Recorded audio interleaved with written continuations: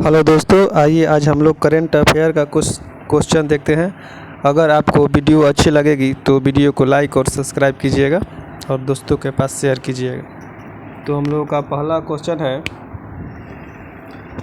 Question है Japan के शोधकर्ताओं ने यूरेनियम के किस समस्थानिक की खोज की है? तो यूरेनियम 241 पूछेगा। जापान के शोधकर्ताओं ने यूरेनियम के किस समस्थानिक की खोज की है? तो यूरेनियम 241। अगला क्वेश्चन हो जाएगा बनारस की तुलसी घाट बहाली परियोजना कहाँ से शुरू की गई? तो युगांडा से शुरू किया गया। कहाँ शुरू किया गया? युगांडा से। अगला है बैसाखी महोत्सव का आयोजन कहाँ से किया गया? बैसाखी महोत्सव का आयोजन कहाँ से किया गया? तो जम्मू कश्मीर से। कहाँ से किया गया? जम्मू कश्मीर से। अगला है ऑपरेशन कुकी मॉन्स्टर किसके खिलाफ चलाया गया है? तो साइबर अपराध के खिलाफ चलाया गया है, साइबर अपराध के खिलाफ। अगला है कि जीआई टैग कौन सा मंत्रालय देता है? जो जीआई टैग मिलता है वो कौन सा मंत्रालय देता है? तो वाणिज्य और उद्योग मंत्रालय के द्वारा दिया जाता है। कौन देता है? तो वाणिज्य और उद्योग मंत्रालय। अगला क्वेश्चन है कलमकारी चित्रकला का संबंध किससे है? तो दक्षिण भारत से है। किससे है? दक्षिण भारत से कलमकारी चित्रकला का संबंध। अगला है ऑपरेशन कावेरी कहाँ चला गया? तो सूडान में चलाया गया है ऑपरेशन कावेरी। इसके बाद है ऑपरेशन जीरो आवर का संबंध किससे है? तो भारत छोड़ो आंदोलन से ऑपरेशन जीरो आवर। इसके बाद है ऑपरेशन मेघदूत का संबंध किससे है? तो 1984 सियाचिन दंगे से है। और ऑपरेशन पोलो कहेगा तो हैदराबाद को मिलाया गया था ऑपरेशन पोलो से। ऑपरेशन गंगा कहेगा तो यूक्रेन से संबंधित है। और ऑपरेशन दोस्त कहेगा तो तुर्की तथा सीरिया की मदद के लिए चलाया गया था ऑपरेशन दोस्त।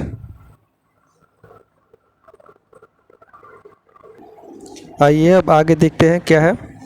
आगे है हम लोगों का कि गोल्डन पुरस्कार 2023 किसे मिला है? तो गोल्डन पुरस्कार 2023 मिला है एलेक्सेंड्रा कोराप्पा को दिया गया। किसे मिला है? एलेक्सेंड्रा कोराप्पा को गोल्डमैन पुरस्कार 2023 दिया गया है। वर्तमान में राष्ट्रीय राजनीतिक दल कितने हैं? तो वर्तमान में राष्ट्रीय राजनीतिक दल है 6 गो। कितने हैं? 6 गो। आगे देखते हैं बौद्धिक संपदा सूचकांक में भारत का स्थान क्या हुआ है? तो 42। बौद्धिक संपदा सूचकांक में भारत का स्थान क्या हुआ है? 42 है। आगे हम लोग देखते हैं तो किस राष्ट्रीय राजनीतिक दल का दर्जा समाप्त कर दिया गया है? तो सीपीआई, एचपीसी और तृणमूल को, ये तीनों को राष्ट्रीय राजनीतिक दल की दर्जा को समाप्त कर दिया गया। आगे 64 साल बाद किसे रेमन मैग्सेस पुरस्कार मिला है? तो ये मिला है दलाई लामा को। किसे दिया गया है? दलाई लामा को दिया गया। किसे मिला है? दलाई लामा को दिया गया। आगे देखने हैं कि बोलना ही है पुस्तक के लेखक कौन है? तो रवीश कुमार। कौन हो जाएंगे? रवीश कुमार। बोलना ही है पुस्तक के लेखक कौन है? रवीश कुमार। आगे देखेंगे शिक्षा का ऑस्कर किस आईआईटी को मिला है? तो आईआईटी मद्रास को दिया गया है। पूछेगा शिक्षा का ऑस्कर किस आईआईटी को मिला है? तो आईआईटी मद्रास को मिला है। आगे हीरो सुपर कप 2023 के विजेता कौन बना है? उड़ीसा। हीरो सुपर कप 2023 के विजेता कौन बना है? उड़ीसा। महारत्न कंपनियों की संख्या कितनी है? तो महारत्न कंपनियों की संख्या है 12, जिसमें बराहवी कंपनी हो जाएगी REL बरावा कंपनी हो जाएगी। आगे हो जाएगी LIC का अध्यक्ष किसे बनाया गया है? तो सिद्धार्थ मोहंती को बनाया गया। AMR कुमार की जगह सिद्धार्थ मोहंती को बनाया गया है AMR की जगह। इसरो के नए चेयरमैन कौन बने हैं? तो सोमनाथ। कौन बने हैं? सोमनाथ। DRDO के अध्यक्ष किसे बनाया गया है? समीर बी कामत को बनाया गया है। समीर बी कामत को, जिसमें DRDO की स्थापना 1958 में हुआ था। चलिए अब आगे देखते हैं। हेलो दोस्तों, आइए जब अब साइंस का क्वेश्चन कुछ देखते हैं। पहला है प्रकाश के तरंग सिद्धांत का प्रतिपादन किसने किया था? तो हाइजेनबर्ग ने किया था। आगे है Hg यानी कि पारा का परमाणु संख्या कितने होता है? 80। सीने बार किसका अयस्क है? तो Hg यानी कि पारा का है। गैलियम की परमाणु संख्या कितनी होती है? 31 होती है गैलियम की परमाणु संख्या। मनुष्य को कितने पोषक तत्व की ज़रूरत होती है? तो मनुष्य की 6 पोषक तत्वों की ज़रूरत होती है। विद्युत धारा का एसआई मात्रक क्या होता है? एम्पियर। सोना का गलनांक कितना होता है? 1064 डिग्री सेल्सियस होता है। एसिटिक अम्ल का सूत्र क्या होता है? CH3COOH। प्लाज्मा में होता है तो 90% जल होता है और 7% प्रोटीन और अन्य होता है हार्मोन। आगे देखेंगे एथेनॉल का सूत्र क्या होता है? तो एथेनॉल का सूत्र होता है C2H5OH। C2H5OH। जल में घुलनशील विटामिन का नाम क्या है? तो BC। जल में घुलनशील विटामिन का नाम क्या है? BC। वसा में घुलनशील विटामिन का नाम क्या है? ADEK। क्या है? ADEK। सेलुलोज का सूत्र क्या होता है? C6H10O5। C6H10O5। पौधे में जल का प्रवाह किसके द्वारा होता है? तो जाइलम के द्वारा। किसके द्वारा होता है? जाइलम के द्वारा। हेलो दोस्तों, आइए अब आगे देखते हैं। आगे क्या है हम लोगों का साइंस में ही बोला कि पीत का पीएच मान कितना होता है? तो पीत का पीएच मान 7.7 होता है। पित्त स्रावित होता है तो कहाँ से स्रावित होता है? यकृत से पित्त स्रावित होता है। पित्त कहाँ जमा होता है? तो जमा होता है पित्ताशय में। प्रोटीन का पाचन होता है छोटी आंत में। प्रोटीन का पाचन होता है। भोजन पचाने में सहायक होता है कौन? एंजाइम। कौन होता है? एंजाइम। आगे शरीर में एमिनो अम्लों की संख्या कितनी होती है? 20 होती है।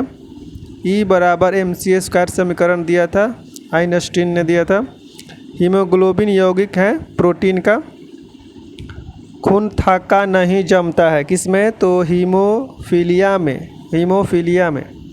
आगे है प्लेटलेट्स की मृत्यु कहाँ होती है? तो प्लीहा में होती है। रक्त का कितना भाग प्लाज्मा होता है? तो 60% रक्त का प्लाज्मा होता है। RBC का कब्रगाह किसे कहते हैं? तो प्लीहा को कहा जाता है। रक्त समूह होते हैं तो ABO 4 होते हैं। कितने होते हैं? 4 गो। हेलो दोस्तों, आइए अब आगे देखते हैं हम लोग भूगोल में। अब आगे हम लोग भूगोल में देखेंगे कि कंचन एक उन्नत किस्म है किसका? तो कंचन एक उन्नत किस्म आंवला का एक है। कंचन एक उन्नत किस्म किसका है? आंवला का है। आगे है स्टॉक फार्मिंग क्या है? तो स्टॉक फार्मिंग क्या है? पशुओं का प्रजनन स्टॉक फार्मिंग कहलाता है। पशुओं का प्रजनन स्टॉक फार्मिंग कहलाता है। केले का अधिक उत्पादक राज्य कौन है? तमिलनाडु। केले का सबसे अधिक उत्पादक राज्य कौन हो जाएगा? तमिलनाडु हो जाएगा।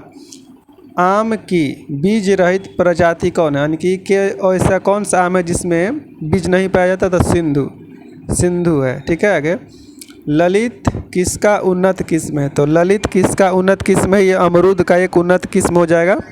पृथ्वी पर पीने लायक पानी यानी कि मीठा पानी कितना है? 2.5%, 2.5% हो जाएगा। सोन नदी बिहार के किस भाग में बहती है? तो दक्षिण पश्चिम भाग में। किस तरफ बहती है? तो दक्षिण पश्चिम भाग में। आगे है किस नदी का जल सबसे अधिक उपयोग होता है? तो गंगा नदी का जल सबसे अधिक उपयोग किया जाता है। भारत सरकार ने कब राष्ट्रीय पेयजल मिशन चालू किया था? तो 1986 में।